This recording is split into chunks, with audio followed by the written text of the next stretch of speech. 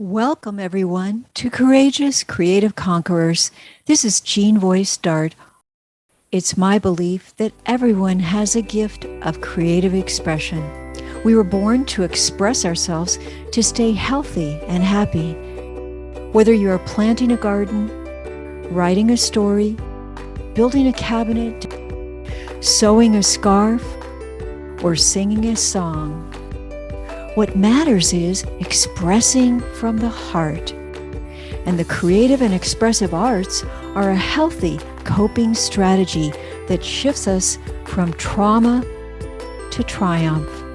So join me as we listen and learn key tips and techniques from our special guest and courageous creative conqueror. My special guest today is Ken Luber, author, director, actor, lyricist, composer, and screenwriter. Hi, everybody. I'm Jean Voice Dart for Courageous Creative Conquerors, and I have with me today Ken Luber.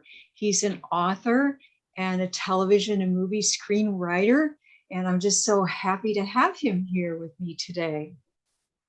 Hi, Ken. Hi, and I'm just as happy to be here. I know that we were going to talk about, well, as a writer, what I've done, why I've done it, and if you want to start there, when I was a boy going to school, I mean grade school, I didn't have many friends. For whatever reason, I didn't. But I grew up with the radio. So I listened to all these shows on the radio. And I remember at recess time, I would go out and I would, in my head, relive these radio shows, just to myself. I was this person that no one knew who he was. And they couldn't tell the identity of me. And I was solving crimes on the playground. And of course, no one knew what I was doing. And, but anyway, I think that living in my mind or in my imagination was just a kickstart for what became writing. Wonderful. Yeah. Great. Well, I'm so glad you talked about that. Let's take a look at you growing up. And I want to hear more about how you are a courageous, creative conqueror. So we're going to pull up this photo right now of your mom and dad here. And here are your parents, Emily and Joseph. And I understand that your mother was an exemplary mother and that your father could play the violin without any lessons at all. He never took any lessons. He just was naturally. So he was gifted in that way. And you could see that inside of him, he wanted to be an artist. I mean, that was, as I said, I have writings of his, and he allowed me to be a quote unquote artist that he never had the opportunity to be. So Yes. I owe him a great deal. Oh, that's wonderful that you had that in your life. Yeah. Yes. Yeah. And let's look at this other picture of you as a child growing up here. So here again is your mother and father. And here you are with your sister. Tell me about your sister. Is that your only sibling, your sister? No, I have two sisters. I have two sisters. She is the oldest one, Rochelle. Okay. And I guess we were at a wedding, or my parents were going out of their way to make me look like you look very, very cute there. Yeah, well, so does my sister for that matter. So I think actually I was a ring. The reason I'm dressed like that at the wedding, I was called a ring bearer. Have you Yes. heard? Yeah. And I had no idea what it was, but I know they gave me a little satin pillow, and on it was the ring. And I walked down the aisle and presented it to the bride's the bride, I guess. Yes, you look perfectly dressed for the part there. Yeah, Very spiffy, yeah, very spiffy. very spiffy. Yeah. Okay. Okay. And what about, tell me about your sister. Was she creative too? Well, she was a homemaker, but she also then went to back to school and she got a family counseling degree and she Oh, helped people yeah. uh, in that way. And yes, she has an artistic flair to her, you know, Yes. loves flowers and has a Oh, huge garden, that kind of thing. She and your loves other color. sister, is she also She's a creative? writer.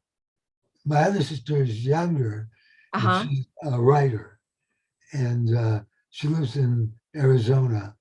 Uh-huh. And uh, her husband passed away fairly recently, but they travel a great deal. And as I said, Sorry to hear that. Yeah. she's a poet, basically. So she's a writer, a poet. Uh, uh, Oh, well, that's remarkable. You both have that in common. Now, were you writing at this age of a child? Did you? a little bit older, but I remember writing, my dad, as I said, had a gas station and then he expanded to appliances and he did some radio things. And I wrote some radio commercials for him, You just jingles. did? Yeah, and I was like a kid. I was like 12 or 13, uh, Wow. What but fun. And there you are. Look at you, looking like George Clooney there. Yeah, there you yeah. are. So you're traveling. Looks like you're on a boat. Tell us about that. At 22. Well, what happened was when I was about that age, 22, I uh, left America. I thought I was done with it. Uh, and and besides, I had been to, at that point, I had been to 5 universities. And I wanted to get out of my head and I wanted to do something with my hands. And so I thought of two places, one Greece and the other Israel. And I decided to go to Israel. And on the boat going over, I met a guy who was coming from America back to Israel, and he lived on a kibbutz. I don't know if you know what a kibbutz is, but it's just a farm uh, that families join together and do. It was very popular at that time. And so he invited me to it. So I had an opportunity for several months to work on a farm, you know. Oh, So I did all these kinds of things that I wanted to do. That was kind of funny. But yeah. so anyway, from there I traveled through the southeast, and that picture we saw is me coming back uh, to America. Okay, so we're going to look at this next picture. We just saw you on the boat there at 22. And this is a treat. This is a photo of you appearing in the award-winning 1968 film Rosemary's Baby with Mia Farrow there. Now we're going to see you directing. Okay, Yeah. so this is you directing. Where are you? You look very passionate there. Well, when you're directing people, you do get passionate. But this was in the area around Los Angeles, on the outskirts, you know, Topanga Canyon.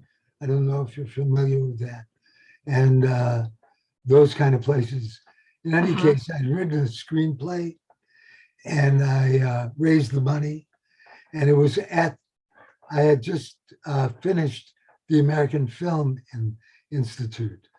Okay. So I was making my first picture and Wow. Okay. I was directing and it You're was very, directing your picture. Yeah. yeah, a What, screenplay I wrote. and what's the name of it? Hauser, House. Howzer. Okay. So we're going to hear a lot more about your creative efforts as a screenwriter, director. filmmaker, book, author. We're going to hear more in a minute. So let's take a look here again.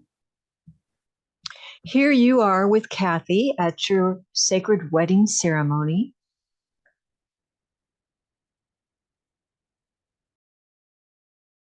Is that where you met your wife, Kathy? No, we met in California. We met in Los Angeles. I had just moved into a condo, and I was there for about a month.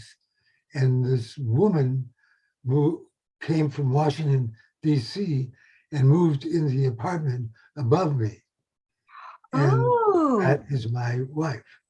Wow. She turned out to be my wife. It was meant to be. It was meant to be. Yeah. Yes. Well, that's the person in the middle is Adelina, and she's an American, Native American. And Kathy and her girlfriends had gone to, just for a weekend, to a place called Zaca Lake, which is near Santa Barbara. You can see the lake in the background, actually.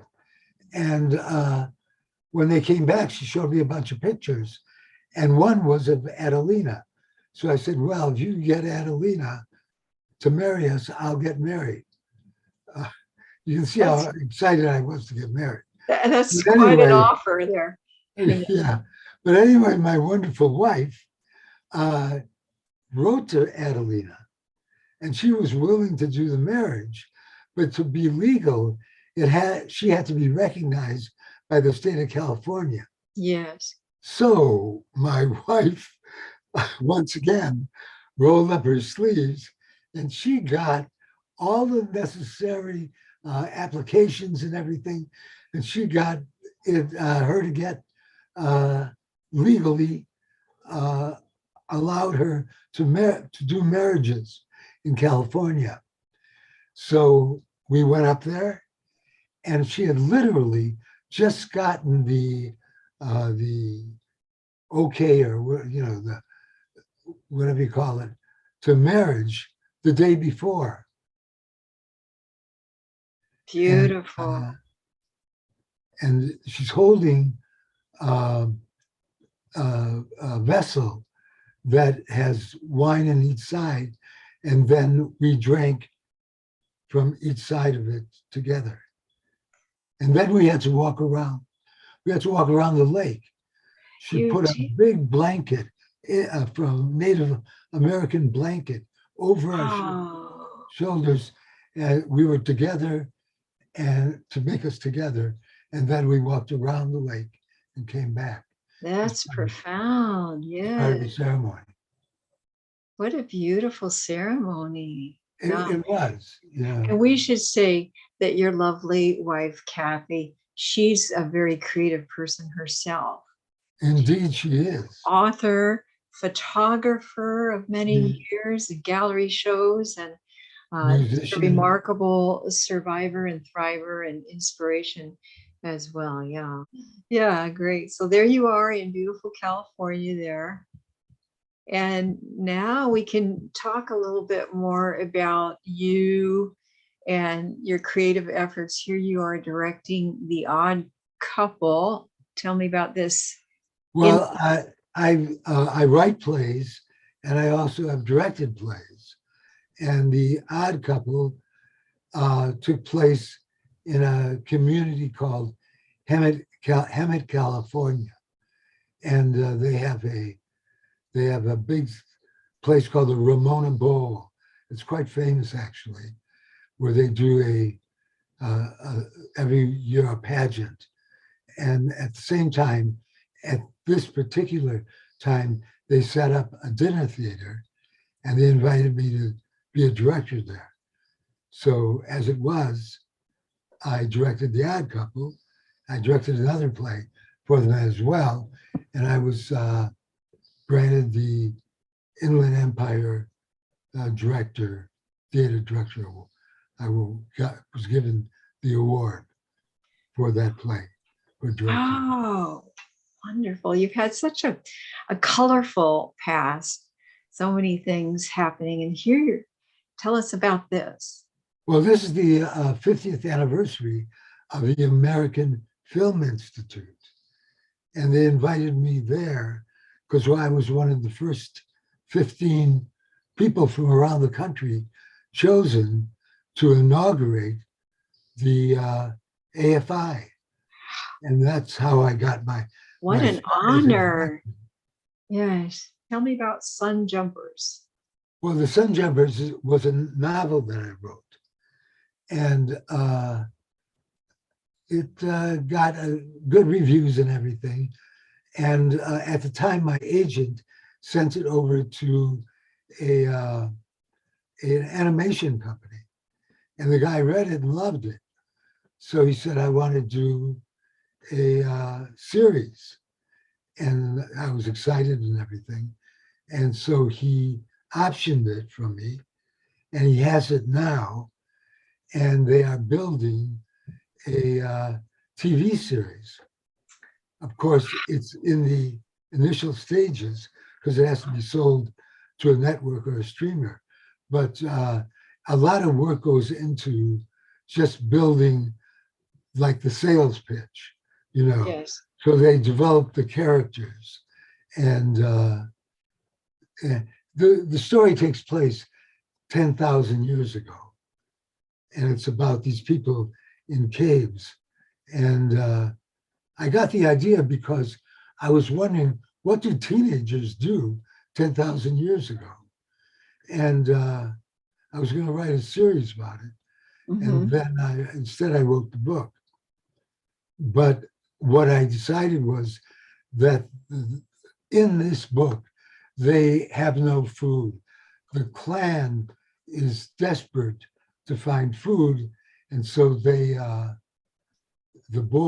kids, four of them, three boys and a girl, take off, and they wind up in Los Angeles, California, 10,000 years later.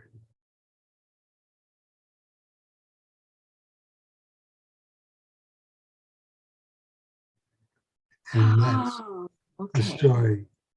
And what happens to them while they're here. And then they have to go back. But they go back. The lead boy goes back with the idea of the wheel. Because here in LA, all of a sudden they saw wheels. They'd never seen them before, and saw how they can be used to move things.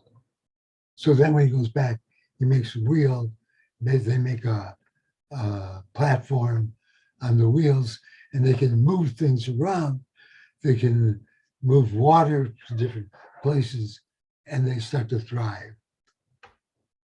Well, we're going to take a look at the trailer for Sun Jumpers for the animated version right now. Is that right? What we're going to look at? Let's see here.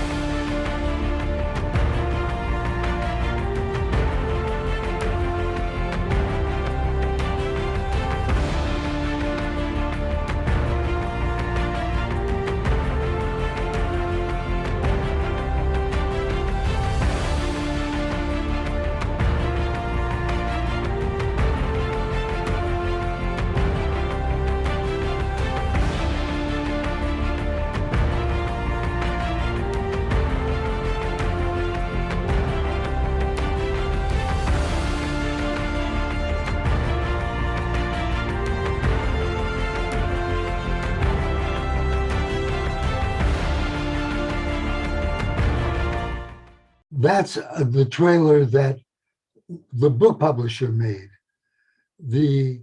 I have another picture of those boys. That's the animation company. Yeah, well, that's great. So let's talk about that a little bit. So how did you shift from, you know, being director, screenwriter, writer, and then get into, you wrote the book, and then now there's going to be an animated series. How Right. did you connect with the people? And Well, I wrote the book, right? yeah. And once I had written the book, my agent read it and she loved it. And she said, she sent it to this animation company. And the guy there, the president, read it and said, I want to option this. I want to do it as a series.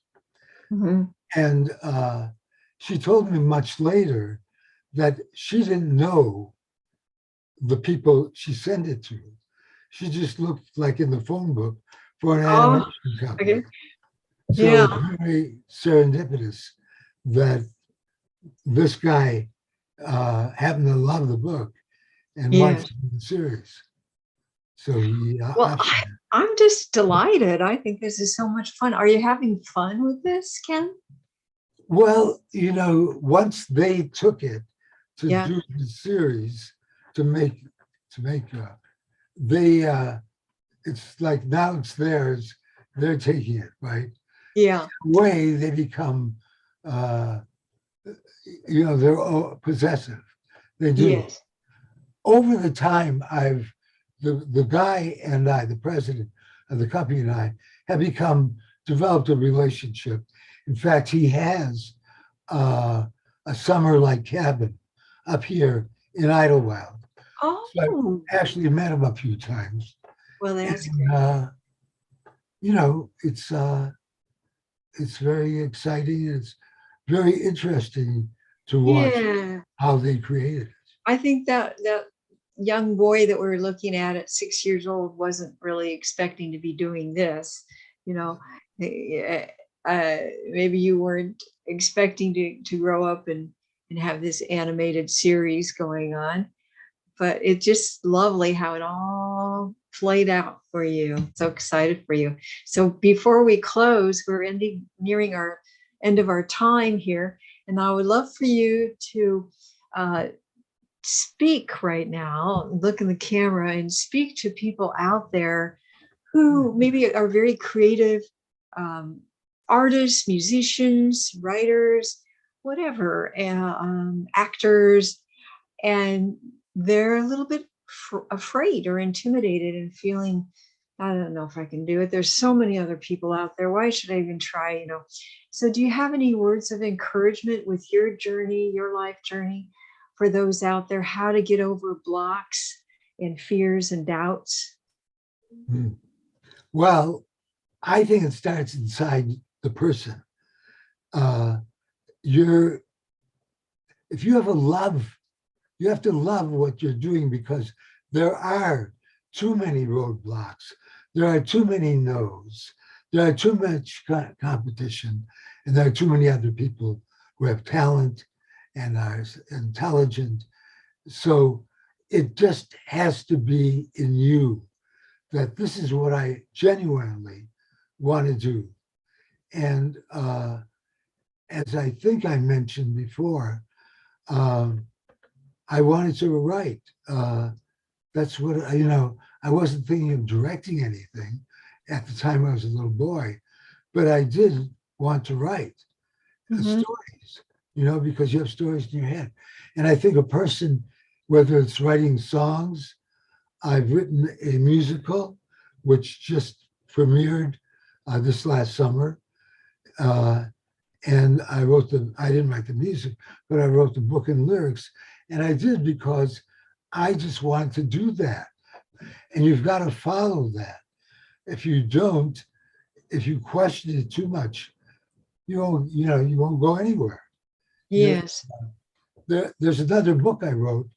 Uh, it's called An Angel, a Dealer, the Deal.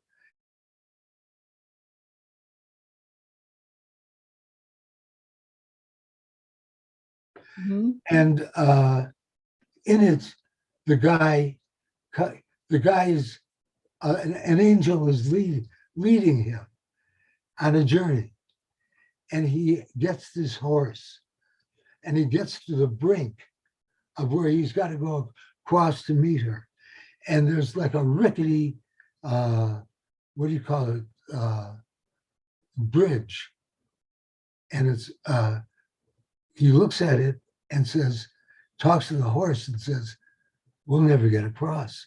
We'll never make it." Oh, You know, but he has to follow the angel. And so finally he closes his eyes, and it's the leap of faith. He does it. He gets on the bridge with the horse. And one time he almost falls off the horse, and that kind of thing. But he finally makes it across. And that you have to do. You have to take that leap of faith that you're going to yes. get across.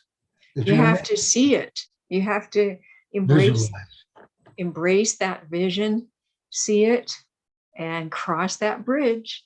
Right. And the Yeah. word you used is really the most important word, embrace. You Yeah. have to embrace your own vision. Embrace it. Yeah. Yes. Because Yes. it's your vision. Yeah. Well, thank you so much. And as I said, this is Courageous Creative Conquerors.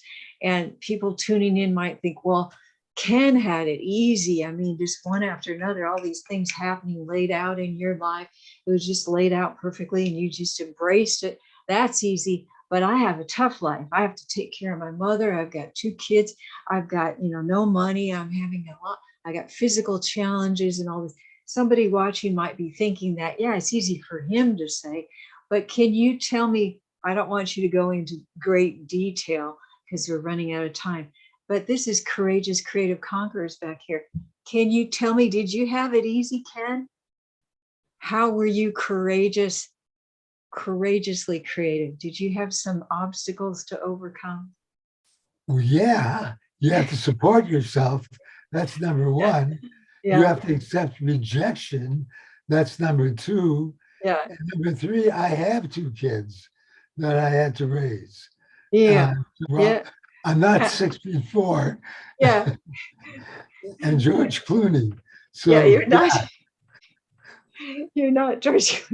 Yeah, we have these things, don't we? Yeah. yes. Yeah. So thank you for coming and being a courageous creative conqueror and inspiring other people to do the same. And we're just delighted that you were here with all of us watching and sharing your journey to inspire everyone to do the same. Thank you, Ken. Do you Well, have any last words to share before we close? I just want to thank you, first of all, for the opportunity. And secondly, I just want people to keep in mind what we just spoke about. Embrace your talent, embrace not just your talent, but your drive to do something that you love to do, Yes. because no one else is going to embrace it for you. You've got to hug it. Yeah, hug that thing. And Yes. Very know, good. know that it's yours and yours alone. Yes. Embrace your passion and your purpose and go for it. All right. Thank you. Thank you, everybody, for watching. And we'll see you next time. Bye-bye. Bye-bye. To see more Courageous Creative Conquerors videos, join the weekly creative community calls, or learn more about private sessions, visit genevoicedart.com.